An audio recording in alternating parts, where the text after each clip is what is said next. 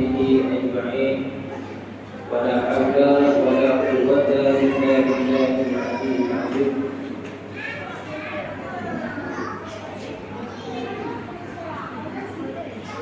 Alhamdulillah, masih kepada Saudara Abbas sebagai pengurus di majlis pada pagi ini yang berarti pada saatnya tuan-tuan perempuan yang hadir pada pagi ini dan juga anak-anak.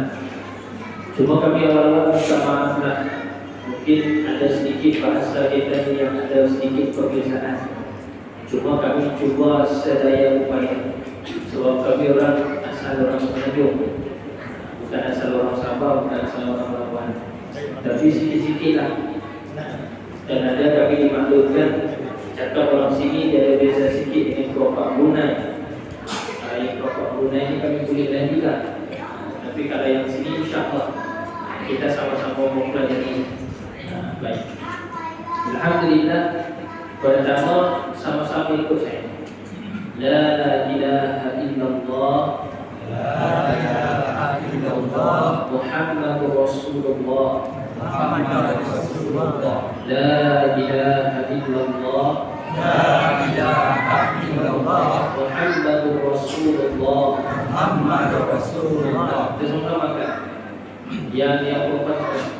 La ilaha illallah, La ilaha illallah, Muhammadur Rasulullah. Muhammadur Rasulullah. Alhamdulillah. Baik. Kenapa kita mulakan dengan kalimah? Ini rahsia.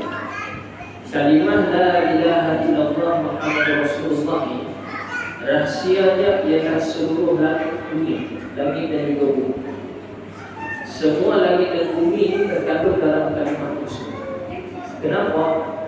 Kerana dalam kalimah La ilaha illallah kita mengaku bahawa Allah Ta'ala sahaja Tuhan. Selain daripada Allah bukan Tuhan. Dan Allah jugalah yang menciptakan seluruh yang ada. Apa sahaja yang pada pandangan mata kita, sama ada kita nampak atau yang kita tak nampak, yang kita boleh pegang atau yang kita tak boleh pegang, yang kita boleh rasa atau yang kita tak boleh rasa, semua itu Allah yang jadikan, yang ciptakan. Sebab itu bila kita sebut La ilaha illallah, maka dia meliputi seluruh langit dan juga bumi. Bila kita sebut Muhammadur Rasulullah, kita mengaku bahawa Nabi Muhammad itu Rasul utusan Allah. Apa rahsianya? Rahsianya ialah kalau bukan kerana Rasulullah, bukan kerana Nabi Muhammad ni, kita ni pun belum tentu lagi ada atas muka bumi. Sebab kenapa Allah Ta'ala jadikan muka bumi ini? Kerana rahmat dia kepada sekalian anak. Itu sebabnya.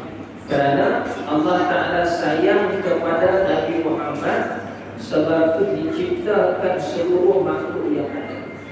Dan Allah Ta'ala sebut kepada Nabi kita, wa ma arsalnaka illa rahmatan lil alamin. Dan tidaklah kami ini, jadi Allah Ta'ala menjadikan kamu wahai Rasulullah, wahai Nabi Muhammad, melainkan sebagai rahmat kepada seluruh alam. Rahmat yang apa maksud rahmat?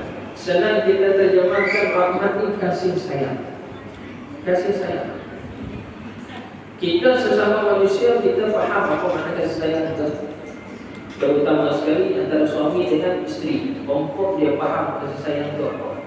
Antaranya lagi anak kepada bapa ataupun anak kepada mak, dia faham kasih sayang itu apa. Walaupun tak perlu dicakap, walaupun tak perlu dibahas, tetapi kasih sayang yang nak dibawa oleh baginda Rasulullah sallallahu alaihi wasallam bukan sekadar kasih sayang sesama manusia, tetapi kasih sayang kita dengan tumbuhan, kasih sayang kita dengan haiwan, kasih sayang kita dengan air. Kami faham kat sini, dapat sana di sini.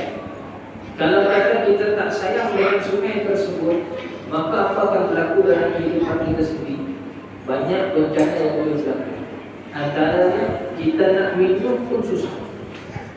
Sebab apa? Apabila sungai telah tercemar, bila kita tak sayang, kita mau minum, padahal hari-hari yang kita mau minum pun kita akan jadi susah apabila sumber air itu kita tidak sayang.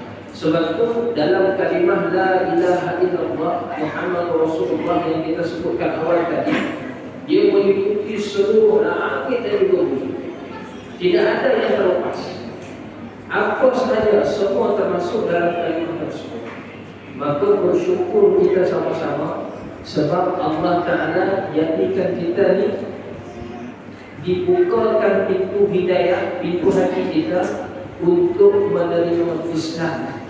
Kerana bersyukur kita sangat-sangat. Walaupun yang dulu biarkan dulu, sekarang ni kita kena teruskan dan kita kena pegang kalimah ini.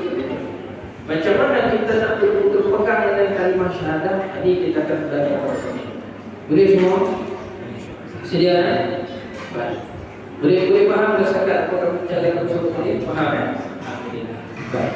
Bismillahirrahmanirrahim. Kita mula dengan Bismillah. Ini pun banyak juga rahsianya. Banyak juga rahsia. Kenapa ayat pertama kalau kita buka Quran, ayat pertama ini Bismillahirrahmanirrahim. Bismillah ni rahsianya ialah ia pembuka segala perkara. Apa sahaja yang kita mau bikin, yang penting benda yang kita mau bikin itu benda baik. Jangan benda yang jahat pula kita mula dengan Bismillah, itu tak boleh. Benda yang baik, apa sahaja. Kita mau pakai selipar, mau pakai kasut, mau tanam kasut, mau masuk rumah, mau keluar rumah, mau pakai baju, mau tanam baju, semua apa sahaja yang mau kita buat, yang baik, yang bagus, yang tidak dilarang dalam agama, maka perkara itu kita mulakan dengan Bismillah. Ia ialah pembuka kepada semua. Pembuka kepada semua. Allah Ta'ala jadikan Bismillahirrahmanirrahim ini satu ayat yang mempunyai rahsia yang sangat besar. Malah Nabi kita anjurkan kepada kita untuk amalkan Bismillahirrahmanirrahim ini sebanyak-banyaknya dalam kehidupan ini. Nabi sebut apa? Kullu amrin zibadin la yubda'u Bismillahirrahmanirrahim wa huwa haqqan. Setiap amal baik yang kita hendak untuk lakukan, kalau kita tak mulakan dengan Bismillah, maka amalan kita tu ada cacat. Dia bukan tak terima. Terima tak terima tu Allah yang hukumkan. Tetapi amalan tersebut dari segi keberkatan dia cacat. Hilang keberkatan. Ada beza orang pakai baju baca Bismillah dengan orang pakai baju tak baca Bismillah. Ada beza. Bezanya ialah pada keberkatan. Itu yang kadang-kadang kita beli baju baru tapi rasa sempit, rasa sasak nyawa mau pakai. Tak kiralah bukan kata baju itu sempit, kita susah buat apa pun susah. Ataupun kita buat apa kerja sekali pun tak menjadi. Kenapa? Kerana mungkin salah satu sebabnya kita tak mula dengan Bismillahirrahmanirrahim. Jadi sebab itu kita mulakan Bismillahirrahmanirrahim ini, kita kena mulakan dalam kehidupan kita sehari-hari. Mesti kita amalkan. Apa sahaja kita nak buat, mulakan dengan Bismillah. Apa maknanya? Dengan nama Allah. Bismillah maksudnya dengan nama Allah yang Maha Pemurah lagi Maha Pengasih. Ar-Rahman itu maksudnya pemurah, Ar-Rahim itu maksudnya pengasih. Pemurah ni Allah Ta'ala ni, dia bagi nikmat kepada semua. Tak kira lah apa bentuk makhluk sekalipun, manusia ke, haiwan ke, tumbuhan ke, apa sahaja. Contoh macam kita kan, kami sepanjang jalan tadi kami nampak ada yang tanam musangki. Betul? Ada kan di sini, tapi beberapa rumah sore yang dalam perjalanan tadi kami nampak ada yang tanam. Kita hanya mampu beli bibit musangki. Kita mampu tak? Mampu tak kita nak tumbuhkan dia? Mampu tak bila dia dah tumbuh, kita nak berbungakan dia sampai keluar buah? Kita tak mahu. Yang mampu kita buat apa?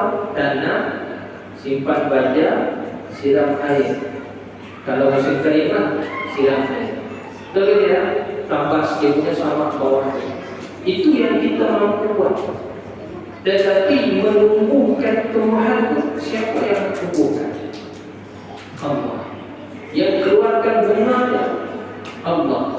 Yang jadikan dari bunga itu buah siapa? Allah juga. Jadi sebab itu semua yang ada dalam kehidupan kita mulakan dengan Bismillahirrahmanirrahim. Itu tanda Maha Pemurah Allah Ta'ala. Nanti kita akan cerita lagi sekarang. Sekejap lagi insya-Allah. Ar-Rahim pula pengasih. Kasihnya Allah Ta'ala ni kepada kita sekalian makhluk, tak kira lah dia sama ada dia agama Islam ke, dia tak agama Islam ke. Kasihnya Allah Ta'ala ni diberikan kepada kita ni ada rezeki. Siapa yang berusaha akan dapat. Betul? Banyak dia usaha, banyak dia dapat. Kalau kurang dia usaha, kurang dia dapat. Jadi orang harus kuat berusaha walaupun dia rasa begitu susah. Kenapa? Kerana dia perlu ingat Allah Ta'ala itu Maha Pemurah, Maha Pengasih. Mungkin dia tak bagi sekarang, tapi dia akan bagi akan datang. Baik. Okey, terus kita tengok pada rukun iman. Itu dalam kita punya kertas pada sana. Apa makna rukun iman? Rukun iman ni perkara yang perlu kita pegang, perlu kita iman betul-betul, kuat betul. Tak boleh kita goyang-goyang, kena kukuh. Walau apa pun berlaku, walau macam mana ujian pun sekali berlaku. Perkara yang enam ni perlu kita kukuhkan betul, terutama dalam hati kita, dalam pegangan kita. Kenapa? Kerana dengan inilah kita akan selamat dunia dan juga akhirat. Kita tengok beriman kepada Allah. Itu rukun iman yang pertama. Rukun iman yang pertama apa dia? Ini ada di anak kita belakang ni. Rukun iman pertama apa ya? Tu. Beriman kepada Allah. Apa makna beriman ni? Iman ni dia percaya. Dia percaya. Dalam hati dia percaya betul bahawa Allah Ta'ala itu ada. Dan dia mengucapkan pada dia punya lisan. Maknanya dia mengucapkan di kalimah yang kita sebut tadi, La ilaha illallah Muhammadur Rasulullah. Kemudian dia beramal. Beramal ni maksud dia apa? Apabila masuk waktu solat, dia perlu solat. Apabila sampai waktu puasa, dia kena puasa. Kalau yang perempuan, kalau yang ibu-ibu, apabila sampai waktu darah, tadi kan Abbas ada sebut, waktu darah haid, waktu period, sebagai orang kata period, waktu dia cuti itu. Kenapa dipanggil waktu cuti? Turun darah. Dan turun darah ni, waktu itu dia tak boleh solat. Waktu dia tak boleh solat tu bukan kerana dia sengaja, tidak, tetapi kerana dia telah ditetapkan oleh Allah yang dia tidak dapat solat itu. Dengan dia mengikut ketetapan tersebut dapat pahala. Tapi kalau kita yang laki-laki, kalau tak solat jadi dosa. Dan kita orang laki-laki ada berbuat haram. Tak ada kan? Walau dia tukar jantina sekalipun. Contoh, mungkin kau sampai cerita tu sini saja. Kan? Yang tukar dia punya jantina. Dari laki-laki jadi bini-bini, jadi perempuan. Walaupun dia tukar badan dia jadi perempuan sekalipun, darah itu tetap akan turun. Darah itu tetap akan turun. Maka dia bukan perempuan. Sebab orang perempuan dia akan ada darah. Paling kurang pun seumur hidup sekali. Paling kurang seumur hidup sekali. Tapi tak biasalah kita jumpa yang sekali seumur hidup. Mungkin dia setiap bulan, mungkin 2 bulan sekali dia akan keluar. Maka kita balik pada cerita kita tadi, beriman kepada Allah. Orang akan tanya kepada kita, siapa Allah?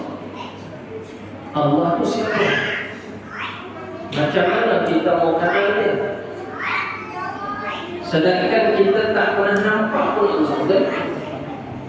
Tak pernah nampak. Kalau ada orang mengaku dia nampak Allah, itu masalah.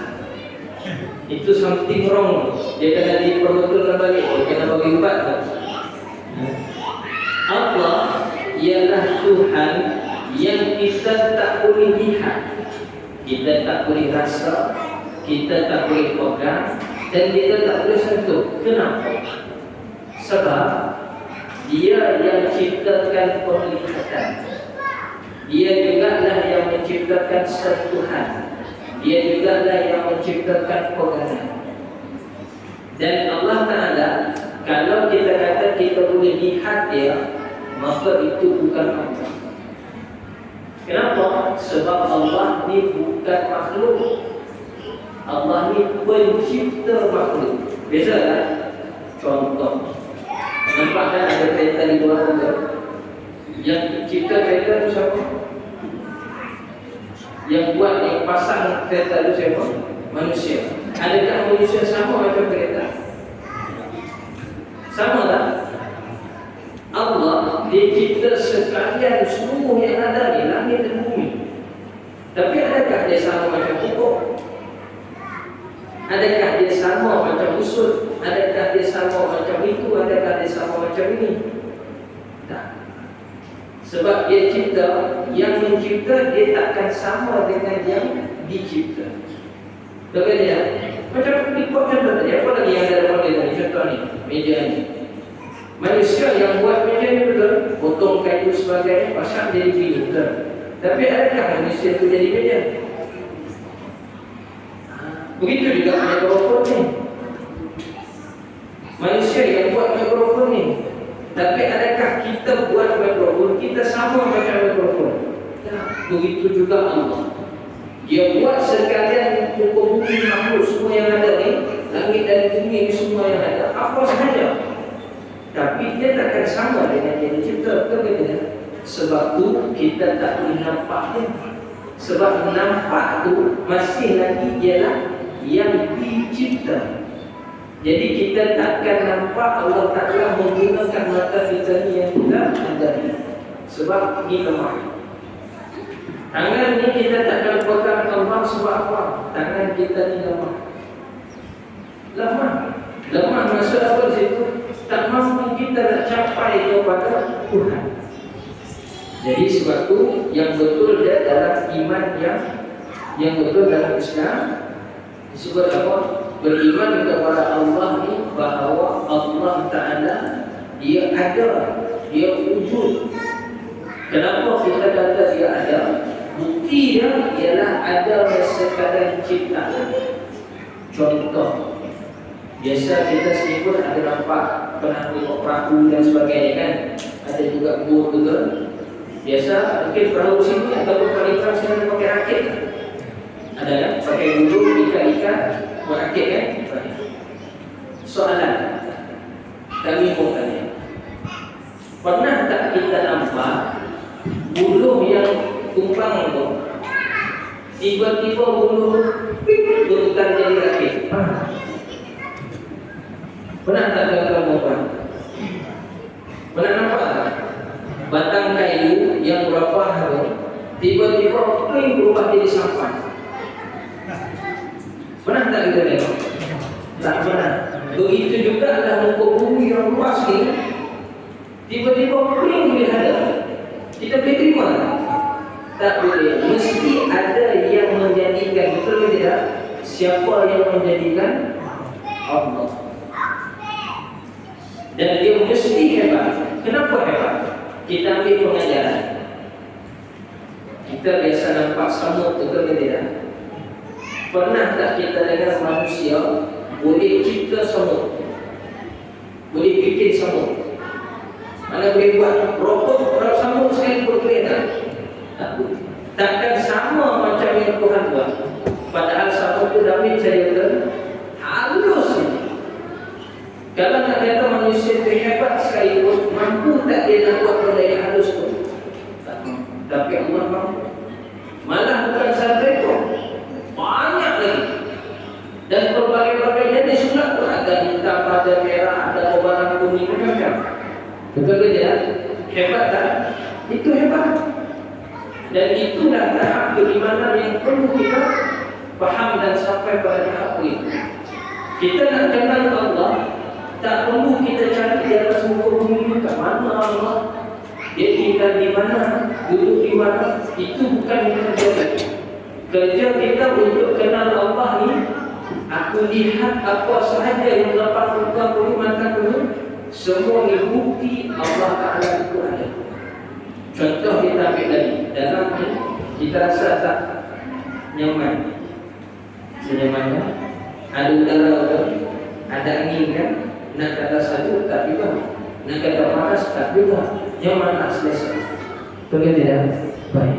Soalannya, cuba kita tangkap angin.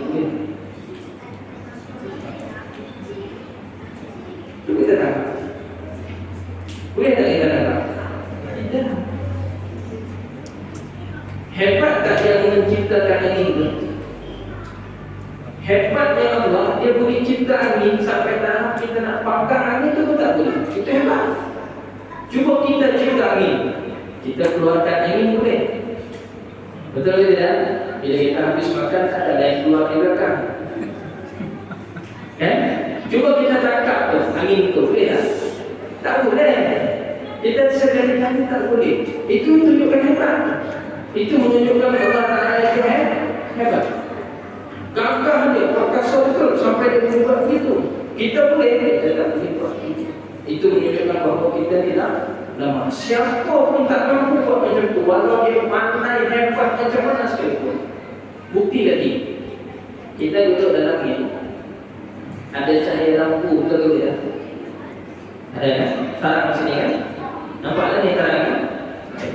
Cuba tunjuk di saya mana cahaya.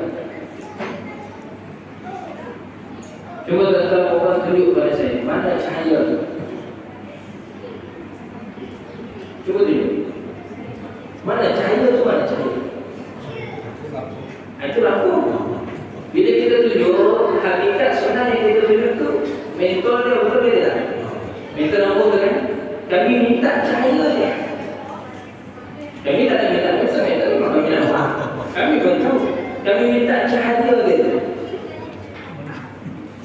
Kan kalau kita sebut diterangkan, dalam tu mana ada cahaya kan? Cuba tunjuk kat saya mana cahaya. Tak boleh pegang, tapi boleh nampak tak? Boleh tak nampak? Boleh nampak. Kenapa boleh nampak? Sebab ada kita kata cahaya, sebab dia ada gelap. Kalau ada gelap, mana cahaya tak ada. Betul ke tidak? Hebat ke Allah, dua-dua sekali dia cipta. Bila malam, kita nampak gelap.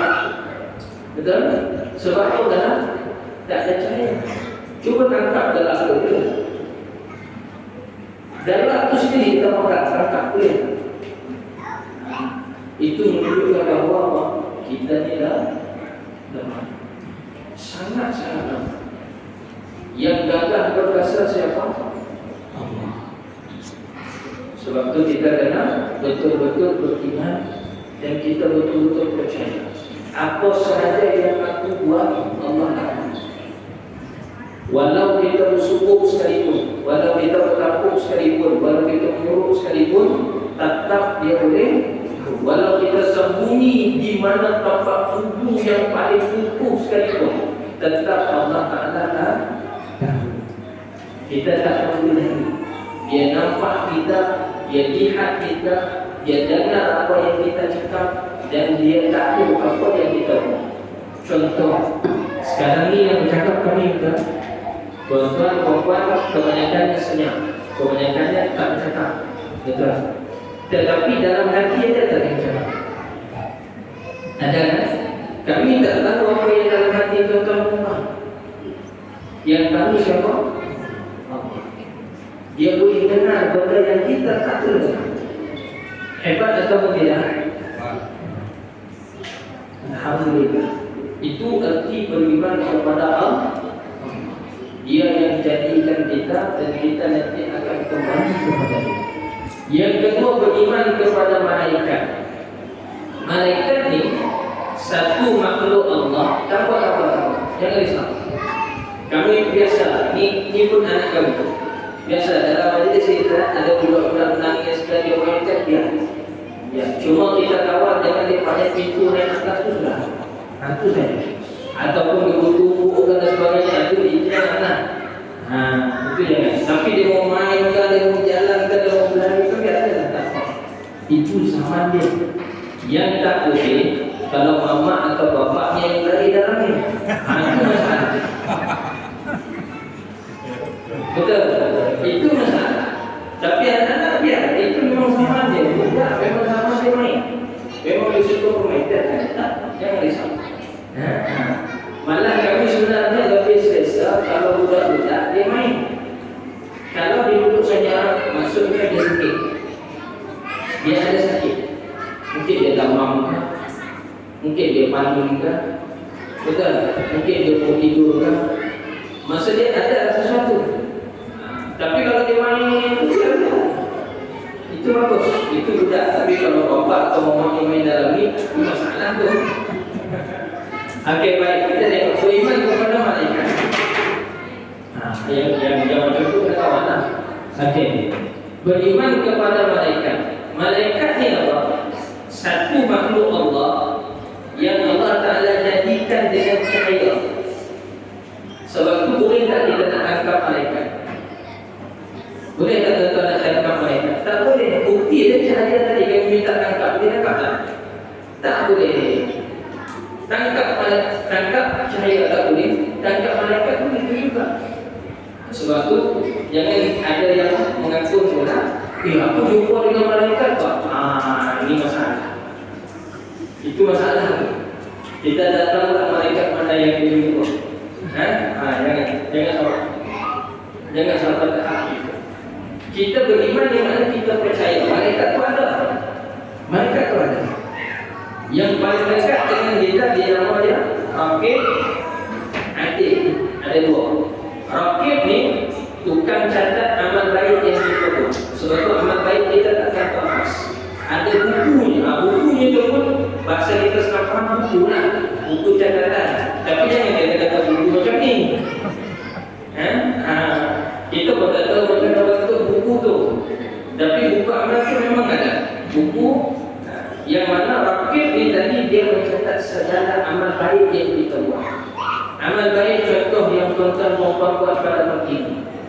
Keluar dari rumah, datang ke masjid. Ada yang jauh, kami dipahamkan dari kampung Tumbong. Ada jauhlah senang cerita tu. Berjalan kaki beratus-ratus meter, berkilometer. Tujuan apa? Nak datang sampai ke sini. Faham tak faham itu belakang cerita pada kami. Sebab apa? Yang bagi pandai, yang bagi faham itu Allah. Kita ni usaha saja. Usaha mencari ilmu, nak bagi faham, nak bagi amal kita tu betul-betul. Kami pula bersama dengan kawan-kawan dari Pondok Labuan ni dari jauh datang untuk sama-sama berfungsi. Tugas kami fungsi. Tugas tuan-tuan membuat mendengar. Faham ataupun tak faham itu Allah punya kerja. Kita minta kepada Dia. Kami pun minta kepada Allah, Ya Allah, bagi aku kekuatan supaya boleh aku bercakap, menyampaikan dan orang senang faham. Faham tak faham itu dalam cerita, tapi mudah-mudahan faham. Tuan-tuan kena minta juga. Ibu-ibu pun kena minta juga. Anak kita sebenarnya kami dipahamkan sekolah. Betul? Kita tak tahu anak ni nanti bila umur dia besar, dia akan jadi apa, kerja apa, tinggal di mana, kita tak tahu. Itu bukan dalam kita punya kuasa, bukan dalam kita punya pengetahuan. Kerja kita apa? Usahakan dia orang mesti datang sekolah. Macam mana keadaan sekalipun mesti datang sekolah. Kena usahakan. Kita kena bagi, membuat semangat pada dia orang. Jangan kita abaikan. mesti kita kena hantar dia ke sekolah. Kemudian kita kena tengok hari-hari dia orang ni belajar apa.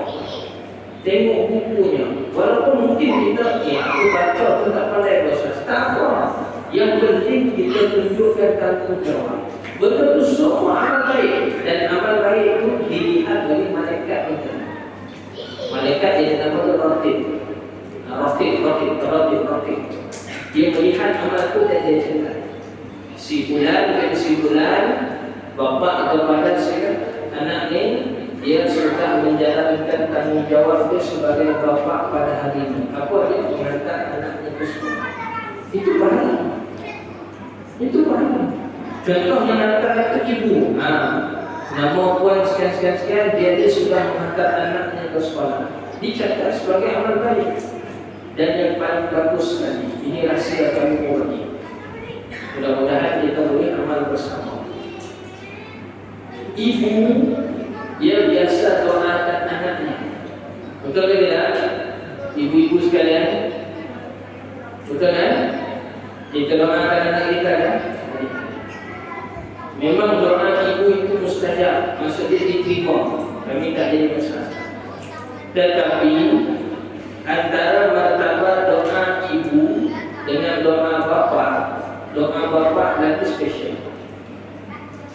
Sebab bapa ni dia tak tunjukkan kasih sayang macam mana ibu. Ibu dia tunjukkan sayang, dia paluk, dia tiup, dia pegang sebagainya. Tapi bapa dia biasa sayang, tapi dari jauh. Betul ke tidak? Tapi ingat ni yang bapak-bapak sekalian, kita punya doa ni lebih tajam lagi daripada doa kita. Sebab tu bapak, kita pertama sekali kena jaga mulut. Begitu juga dengan ibu. Mulut kita kena jaga. Jangan pernah kita keluarkan perkataan bunuh dan kau ni. Sebab cakap kita tu tajam. Tajam tu terutama bapa. Cakapnya tu tajam. Bila dia sebut begitu, itu dia doakan kepada anaknya. Sebab tu anaknya tak pandai. Siapa yang punya salah? Kita. Cuma mungkin kita tak sadar. Dalam marah punya sakit pun hantar keluar kata-kata yang tak bagus. Kena tahan. Sebab apa? Malaikat ni keistimewaan dia. Apa sahaja yang manusia cakap, kalau pada ketika itu waktu dipanggil waktu yang mustajab doa, waktu yang diterima doa. Waktu diterima doa ni waktu langit terbuka. Bila langit ini terbuka, sebab malaikat naik waktu subuh pagi tadi, selepas subuh tadi, dengan selepas asar, itu waktu langit terbuka. Waktu tu kalau kita berdoa, kita bercakap apa sekalipun, kita kena jaga dulu. Waktu lain pun sama. Dan satu lagi waktu sebelum subuh. Sebelum subuh, orang panggil waktu tahajud. Dan waktu salat malam itu, waktu tahajud, waktu qiyamul lail itu. Sini kenalkan qiyamul lail itu mana? Mana sebelum subuh. Waktu tahajud. Itu waktu langit terbuka. Waktu mustajab doa yang baik. Waktu itu memang kita kena jaga betul-betul. Kena pelihara betul-betul. Perkataan kita, perbuatan kita. Jangan waktu itu dan kebiasaan dia waktu itulah yang senang kita punya marah ini. Terutama patang selepas asar. Badan panas sudah berkabung. Tiba-tiba balik ke rumah, bising. Betul tidak? Kita pun rasa tak selesa, makin dia, habis dia kan. Kalau ketika itu waktu mustajab doa, waktu langit terbuka, malaikat ini dia akan bawa apa yang kita cakap ke langit. Itu jadi mustajab. Kalau kita doakan yang jahat, maka akan jadi jahat. Sebab itu kita kena jaga. Itu beriman kepada malaikat. Malaikat ini keistimewaan dia boleh berpindah dari satu tempat ke satu tempat dengan secepat mungkin. Kenapa? Contoh, bila malam kita ada lampu subuh, bagaimana? Paling kurang ataupun kereta dan sebagainya. Bila kita buka, tik sana sudah nampak. Betul ke tidak? Malaikat cepat lagi dari itu. Sebab itu Allah Ta'ala ciptakan malaikat ini daripada cahaya. Itu rahsia. Dicipta daripada cahaya. Sebab dia naik ke langit itu laju, turun ke laju. Begitu berpindah satu tempat ke satu tempat ke laju. Seperti mana ditentukan cahaya lampu kecil itu sangat berat nampak. Betul ke tidak? Laju lagi. Malah laju lagi daripada. Baik. Yang kita seterusnya nomor 3, beriman kepada kitab-kitab. Kita sebagai orang Islam, kita beriman kepada kitab Al-Quran. Itu yang utama. Dan juga kitab-kitab yang lain. Contohnya apa? Injil. Contohnya apa? Taurat. Contohnya apa lagi? Zabur. Itu antara kitab-kitab yang Allah Ta'ala turunkan. Dia ada 4 kepada 4 orang Nabi. Mungkin kita boleh tulis. Pertama namanya kitab Taurat. Taurat ini diturunkan kepada Nabi Musa. Nabi Musa alaihissalam. Nama kitabnya Taurat.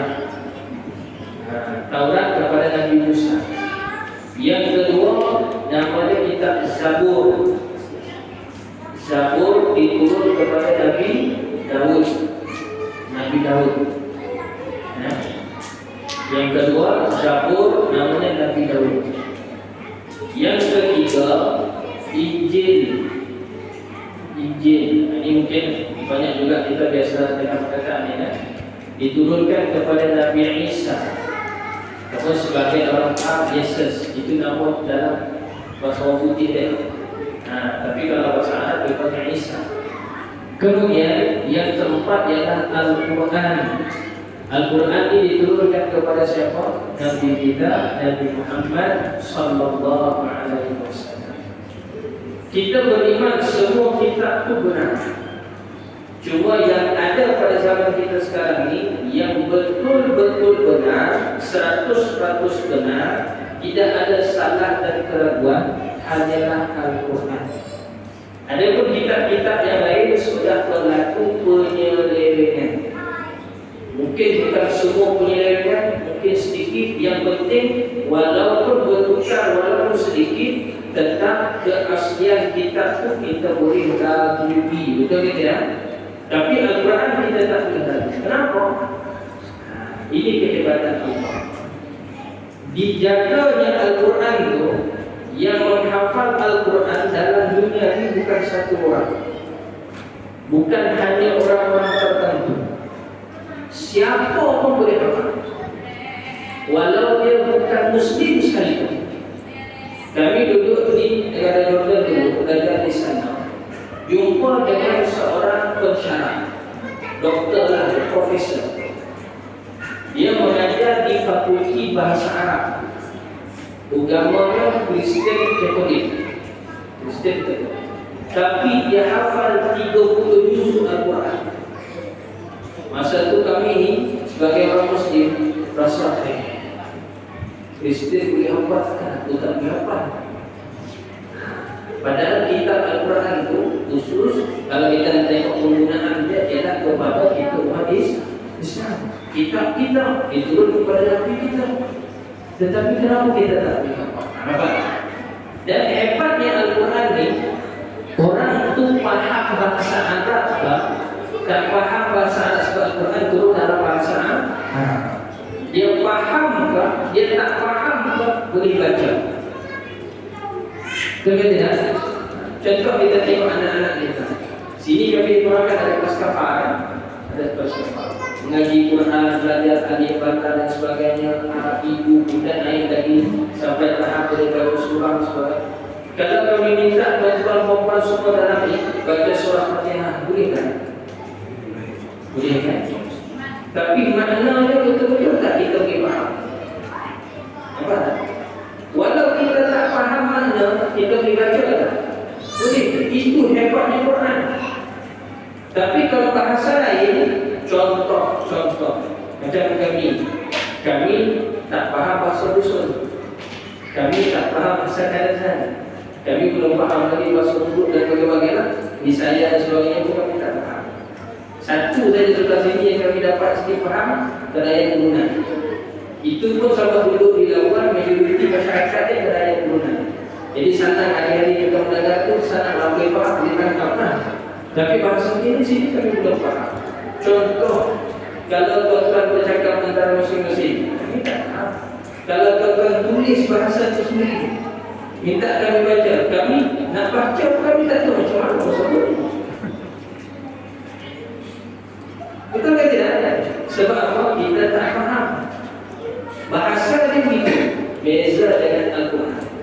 Al-Quran sangat berbeza. Sebab itu Al-Quran ini mukjizat istimewa. Orang tak faham pun boleh baca. Hebat Al-Quran. Sebab itu kita kena cinta dengan Quran betul-betul. Paling kurang mana yang dah boleh baca Quran tu kan? Paling kurang satu hari satu malam boleh amalkan selepas subuh. Sebab lepas kita solat subuh, sebab kita pergi bekerja, bertugas antara anak sekolah dan sebagainya, kita cuba disiplin. Ibu ayah sekalian, boleh mana yang tak boleh baca lah, yang tak boleh baca dia boleh ulang balik, kemudian kapal sebagainya itu buka balik ikrah dan sebagainya, ikutlah dia boleh. Ambil masa dalam 15 atau 30 minit. Kalau yang boleh cepat lagi betul-betul. Masukin singkat lagi 10 minit ke 5 minit ke. Mana yang boleh dah baca Al-Quran, selepas subuh ambil Al-Quran, baca satu buku surat. Cuba kita disiplin. Al-Quran ni dia ada 604 buku surat yang cetakan kita kan. Mesti ada 604 atau sebahagian 605. Kalau kita disiplin baca dalam masa 2 tahun, kita boleh kata syarat dia setiap pagi kita baca satu muka. Bukan satu line, satu muka saja. Tapi kalau kita boleh lagi satu hari 2 muka. Jadi dalam masa setahun lebih sikit, dalam lebih kurang 14 bulan, setahun 2 bulan, setahun 3 bulan, kita boleh khatam Al-Quran tersebut. Kalau boleh cepat sikit lagi, kita baca satu hari lebih lagi daripada itu. Sebab itu tak mustahil sebenarnya Al-Quran itu kita boleh khatam walau sekali seumur hidup. Syarat dia kita kena usaha baca. Aku tak pandai bahasa, baru kan belajar. Baik, apa nak buat? Selepas subuh kita ambil buku kafar, kita akan ikrah, kita kan ada di buku sendiri. Baik. Selepas subuh kita baca balik, ingat balik pelajaran yang sebelum ni. Ini alif, ni ba, ni ta, ni sa. Kalau ada yang sikit pengajian tu ada a, ibu, ba, ibu. Kan ada berikutnya perkataan huruf tu. Ban, bimbul, kemudian mungkin perkataan-perkataan yang kita belajar yang ustaz atau ustazah di sini. Maka yang tu selepas subuh kita ambil masa 15 minit ke 30 minit. Tak lama pun. Kalau macam lama saja ustaz, tak apa. Kita disiplin sendiri. Berapa lama yang kita selesai? 5 minit, 10 minit. Kita buka, kita baca. Kenapa selepas subuh? Ini rahsia. Selepas subuh, kita punya akal ni, otak ni, kita senang rasa ngantuk. Betul tak? Betul tak? Ibu-ibu, selepas solat subuh, sebelum matahari naik tu, mata kita ni mengantuk sangat. Betul? Kenapa dia jadikan begitu? Rahsia dia mengantuk tu supaya kita cari benda yang kita boleh fokus. Bila kita baca walaupun tertidur, benda tu akan masuk dan melekat. Itu rahsia dia selepas subuh. Sebab tu kalau boleh lepas subuh kita jangan tidur sampai matahari naik. Jadi seperti itu memang kena jaga. Kalau usaha masalah ustaz, syaitan ni besar sangat. Yang datang itu bukan private general ustaz. Memang macam-macam video yang anak-anak video. Rasa menantu tu Masya Allah, tak tahan ustaz. Kenapa? Paling kurang sampai matahari naik, baru kita balik saja. Baru kita balik saja. Gitu. Baik, ini berkenaan dengan kita. Kena kita usaha untuk kita cinta. Nabi sebut apa? Bacalah Al-Quran, kerana dengan membaca Al-Quran, Al-Quran ni dia akan jadi peguam bela bagi kita. Bahasa kita dia syafaat, tapi bahasa kita senang kita sebut peguam bela. Peguam bela ni maksud dia apa? Peguam bela ni maksud dia apa? Kita di akhirat nanti, dalam kubur nanti, contoh paling dekat dalam kubur, kita tak tahu kita ni macam mana nasibnya, betul ke tidak? Ada bantuan ke tak ada bantuan, kita tak tahu. Paling kurang dalam kubur. Jadi pernah menguburkan jenazah saudara-saudara Islam kita meninggal, kemudian dikuburkan. Di sini kan juga kan? Di kawasan mana tanah kuburan? Sebelah sana. Kita gali kubur, kita buat dia punya lahan. Bila jenazah dah siap, kita simpan, kita boleh tidak? Kemudian kita tutup sini, tutup ke papan. Rasa-rasanya dalam kubur itu berapa lebar bilik? Dalam ruang kubur itu, biliknya berapa lebar? 10 kali 10, 20 kali 10, ataupun paling kurang 5 kali 10. Tak sampai. Tak sampai kan? Ini cerita lebar. Sangat sampai. Sudahlah sampai. Sini biasa kalau ruang kubur gali berapa dalam? Berapa kaki? 6, 7, 5 lebih kurang ya. Bila ditutup, agak-agaknya dalam tu ada tak spotlight lah? Ada. Ada tak? Lampu yang cantik macam ni ada. Ini biasa ada lampu ni kan? Ha, lampu macam ni lah paling kurang. Ada tak dalam sana? Ada. Galak tak? Gelap gelita. Gelap gelita. Apa yang akan jadi spotlight kita dalam kubur? Ngaji. Antara salah satu yang ngaji Al-Quran tu. Nabi sebut, siapa yang bersahabat dengan Al-Quran ni, dalam kubur ni nanti akan ada peneman. Allah Ta'ala jadikan Al-Quran yang kita baca tu dalam satu bentuk yang kita faham bentuk manusia lah. Kenapa? Satu makhluk Allah jadikan dalam bentuk kita, kita tak faham bentuk manusia. Dia datang dengan kita dalam kubur tu, taman kita. Dia akan jadi sahabat kita. Kemudian dia datang itu membawa lampung lagi. Jarak larang kita punya dalam kubur. Dan itu yang kita mau. Aku tak pandai proses 2-3 ayat surah saja aku dapat. Amalkan. Amalkan. Contoh yang kita dah dapat adalah Fatihah. Yang biasanya Fatihah sebab kita baca dalam solat juga. Amalkan. Bila kita duduk sama-sama sebagainya kan, kosong malam ataupun dalam berkabung sekalipun, amalkan. Baca pada mulut itu. Sedang kita campur sebagainya kan, kita amalkan. Baca. Jadi kecil kalau itu yang kita hafal, apa lagi kita hafal? Allah contoh kita hafal. Amalkan. Benda itu simpel saja, tapi kita lihat itu ialah Al-Quran. Kita lihat ini bacaan Al-Quran.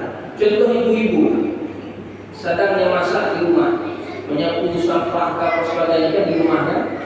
Amalkan. Apa surah yang kita hafal? Fatihah, Qul huwallahu ahad, Qul a'udzu birabbil falaq, Qul a'udzu birabbin nas. Kemana-mana yang kita hafal, amalkan. Itu sebenarnya banyak dia punya keberkatan. Salah satu yang perlu kita ingat betul-betul, dia akan datang jadi peneman kita di dalam kubur. Yang mana dalam kubur itu kan kita sebut tadi dalam gulita. Sampai pula pun. Lepas tu kita kena amal. Tak perlu banyak. Apa yang kita ada, kita amalkan. Mudah-mudahan nanti bila ditanya Allah kita, Ditanyalah kita sama ada di akhirat ataupun di dalam kubur nanti. Ya? Ada ayat Al-Quran mana yang kau amalkan? Maka kita boleh jawab. Ada? Aku hafal apa yang dihafal? Al-Fatihah. Engkau amalkan? Ya, aku amalkan. Macam mana kau amalkan? Kita buat hari-hari. Ini kehebatan kitab-kitab ini kita perlukan. Baik, masa kita pun tak banyak ni. Kalau nak cerita ni banyak, memang salah. Ya? Kita tengok lagi beriman kepada Nabi dan juga Rasul. Rasul sallallahu alaihi wasallam dan nabi-nabi yang lain. Kita wajib beriman kepada ramai nabi. Ada 25. Adam, Idris, Nuh, Hud, Saleh, Ibrahim, Lut, Ismail, Ishaq, Yaqub, Yusuf, Ayub, Syu'aib, Musa, Harun, Zulkifli, Daud, Sulaiman, Ilyas, Ilyasa, Yunus, Zakaria, Yahya, Isa, Muhammad sallallahu alaihi wasallam. Berapa? 25. Nampak tak kira tadi tu? Macam 5 tadi Ustaz. Kan 5 kali turun jadi 25. Itulah nabi-nabi yang wajib kita kenal. Cuma tak aku tak hafal bahasa.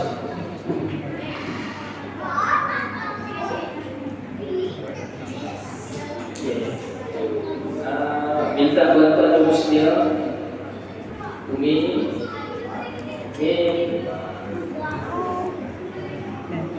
puasa. Minta bantuan Muslim kalau habis zikri.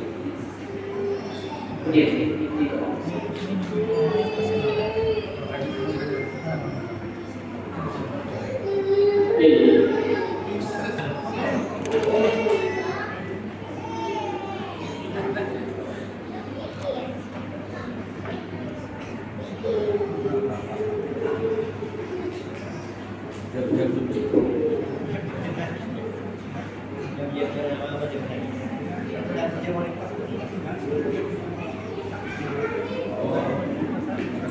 Okey, baik, tak apa.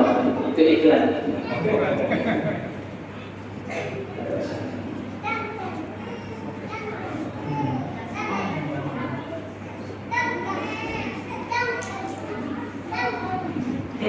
Baik, saya ramai juga iklan saja. Okey, baik. Nabi itu ada 25 orang yang wajib kita ketahui. Sebenarnya banyak lagi. Sebenarnya banyak. Yang diriwayatkan Nabi-Nabi ini ada 124.000.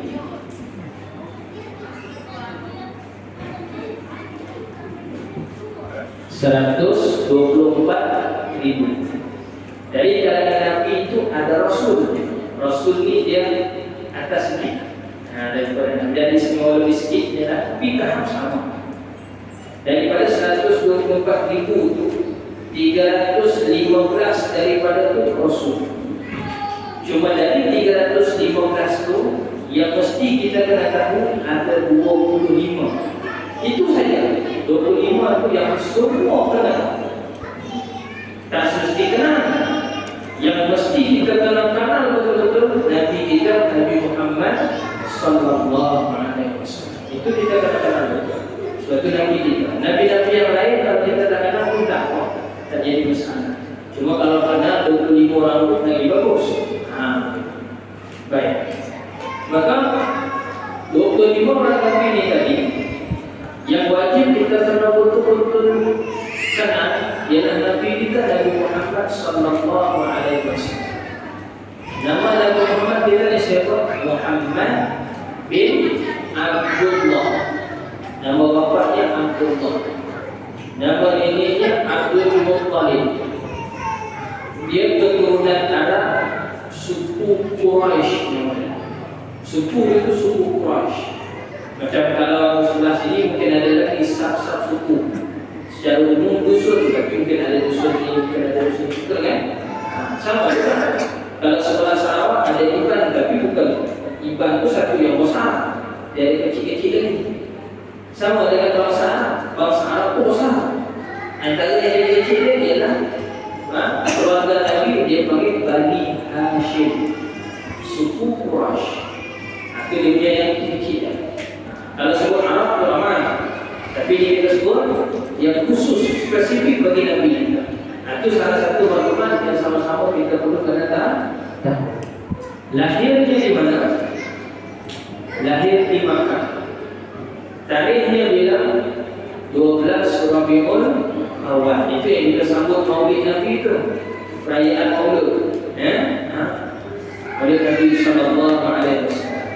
Nabi kita diutuskan bermula pada umurnya 40 tahun. Mana dilantik menjadi Nabi bermula 40 tahun. Meninggalnya berapa umur? 63 tahun. Meninggalnya di mana? Wafatnya di mana? Di Madinah. Wafatnya Nabi kita di kota Madinah. Sekarang ini kalau kita pergi ke sana di Masjid Nabi itu, Masjid Nabawi itu yang ubah warna hijau, bawah itu ada makam Nabi kita, ada kubur Nabi kita di sini. Dan memang ada jasad Nabi tertanam di dalam. Memang betul ada jasad. Itu antara yang kita kenal. Dia diutuskan selama 23 tahun berdakwah. 13 tahun di Makkah, lagi 10 tahun di Madinah. Okey, tahu. Baik. Itu antara yang perlu. Apa yang wajib lagi kita perlu tahu pada Nabi dan juga Rasul ini? Nabi ini dan juga Rasul, mereka ni takkan berbohong. Maksudnya apa? Dia mesti jujur. Semua Nabi dan juga Rasul jujur. Boleh kita tulis sama-sama. Sifat yang wajib bagi Nabi ini pertama ialah jujur. Jujur, maksudnya tidak berbohong. Yang kedua ialah amanah. Amanah ni macam mana? Apa sahaja yang diberikan kepada Nabi, Nabi akan buat. Dan Nabi tak pernah kata tidak. Apa sahaja yang Allah Ta'ala perintah kepada dia buat. Walaupun pada kita punya pikiran logik, pikiran secara kebiasaan, macam peliknya contoh Nabi Ibrahim. Kita pernah biasa dengar tak kisah Nabi Ibrahim mau menyembelih anaknya Nabi Ismail. Mungkin di dalam contoh, kalau ada dalam kitab Injil pun ada sebut, dalam Al-Quran pun ada sebut, dalam Taurat pun ada, perjanjian lama, Old Testament pun ada sebut, dalam Quran memang ada. Kita Nabi Ibrahim mau menyembelih anak dia Nabi Ismail. Kalau kita diperintahkan macam itu, rasa-rasa kita mampu tak buat? Tak mungkin. Tak bersambung. Tapi Nabi Ibrahim ni, dia Nabi. Dia Allah Ta'ala perintah kepada dia, buat, dia buat. Sebelum dia buat tu, dia tanya dulu arah anaknya Nabi Ismail. Wahai Ismail, ini kita terjemah bahasa kita senang faham. Apa dapat wahyu bahawa aku kena menyembelih engkau. Nabi Ismail kata, buat sajalah apa. Mudah-mudahan engkau Allah Ta'ala akan mendapati aku ini sebagai orang yang bersabar. Hebat Nabi Ismail. Anak dia pun hebat, Nabi juga. Tapi kita di sini jangan pernah mengaku aku sudah belajar dan susah sebab baliklah di Ismail dengan jangan ya. Jangan fikir ini kami cerita saja. Aku meniru Nabi Ibrahim bapak, jangan. Sebab kita bukan dapat perintah wahyu dari Allah. Dan kami pun tak ada perintah dari kita. Kami tak cakap pun, kami tak suruh pun kita pilih benar. Ini cerita pengajaran, bukannya sembelih itu yang penting. Yang penting dia apa? Ketaatan. Kita ni apa disuruh? Apa yang kita disuruh oleh Allah Ta'ala? Contohnya solat. Kerana jaga solat. Itu yang disuruh kepada kita ni. kita kena buat betul-betul. Kita kena fikir betul. Contohnya ialah solat. Jangan kita tinggal. Jalankan tanggungjawab sebagai ibu dan juga bapa kepada anak-anak. Jadi kita kena buat betul-betul. Jadi kita biarkan. Okey pak, asalnya sudah makan, asalnya sudah pakai, sudah tidur, okey lah tu. Kita kena fikir untuk masa depan anak kita juga.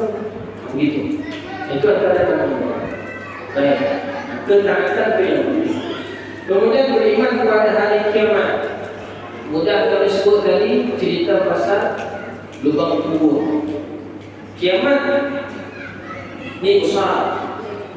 Dia cerita besar, hancur semua, kemudian dibangkit lagi, berkumpul di padang mahsyar, dihitung seorang-seorang, seorang-seorang kena hitung. Siapa pun yang selamat hanya Nabi, yang selamat hanya hamba Allah yang soleh. Itu mungkin tak dihisap, tak dikira langsung. Maksud tak perlu kena seorang-seorang kena itu tak perlu. Itu di hari akhirat. Cuma yang kiamat paling dekat bagi kita di mana? Apabila nyawa terpisah daripada badan. Itu kiamat yang paling dekat dengan kita. Bila-bila masa boleh. Itu kiamat yang paling dekat dengan kita. Dan kita pun tak tahu bila berapa betul ke tidak. Dekat, mungkin sekejap lagi. Kenapa kita sebut kiamat? Sebab bila nyawa terpisah daripada badan, kita boleh beramal lagi tak? Amal kita boleh diterima lagi tak? Kita boleh solat lagi tak? Kita boleh sedekah lagi tak? Tak boleh. Sebab dah terpisah. Sebab itulah itu permulaan kiamat. Kiamat yang mudah sekali kami lakukan tadi. Bila masa kita tak tahu. Sebab itu kena bersedia. Macam mana mau sedia untuk menghadapi kiamat ini? Buat apa disuruh, tinggal apa dilarang. Itu syarat. Okey, ringkaskan beriman kepada Allah dan juga qadar. Allah dan qadar ini ketetapan daripada Allah. Baik. Sebelum ini 2 tahun kita menghadapi satu virus namanya corona ataupun COVID, betul? Sampai tak ke sini? Ada tak orang sini yang terjangkit dengan ini? Ada yang meninggal tak dengan sebab itu? Meninggal saja. Yang kena ramai. Soalannya, dapat tak kita nak mengelak barang? Dapat tak kita nak menolak bila corona ni sampai kita nak tolak dia, boleh tak? Dan kita tak mampu, betul ke tak? Padahal corona ni kalau kita nak faham betul, dia halus.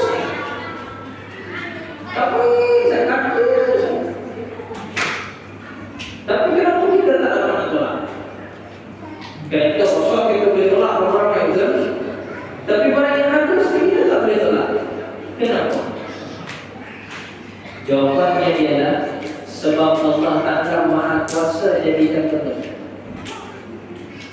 Yang besar kita boleh buat, tapi yang halus kita tak boleh buat. Kenapa? Sebab walaupun dia halus, tapi Allah Ta'ala tak izinkan kita nak tolak dia seperti mana kita tolak kereta. Nak tahan dia seperti mana kita tahan batu, kayu dan sebagainya. Allah Ta'ala tak izinkan boleh. Itu termasuk dalam Allah dan Qadar. Sebab itu yang kena positif dan sebagainya itu ialah ketentuan Allah. Sambung dari positif itu pun ketentuan Allah. Maka Allah dan Qadar ini ialah ketentuan. Kita di atas muka bumi ini, daripada mula kita hidup sampai kita mati, semua benda yang kita dah buat, yang sedang buat dan yang akan buat selepas ini, semuanya telah Allah Ta'ala tetapkan. Cuma kita tak tahu dari yang akan datang ni. Betul tidak? Sebab itu kita perlu berusaha. Walaupun benda tu Allah Ta'ala dah tetapkan, tapi kita diberikan peluang untuk merancang. Sebagai contoh, kita berjumpa hari ini, termasuk dalam Allah dan qadar ketetapan Allah, ketentuan Allah, masuk tak? Masuk. Allah Ta'ala tentukan.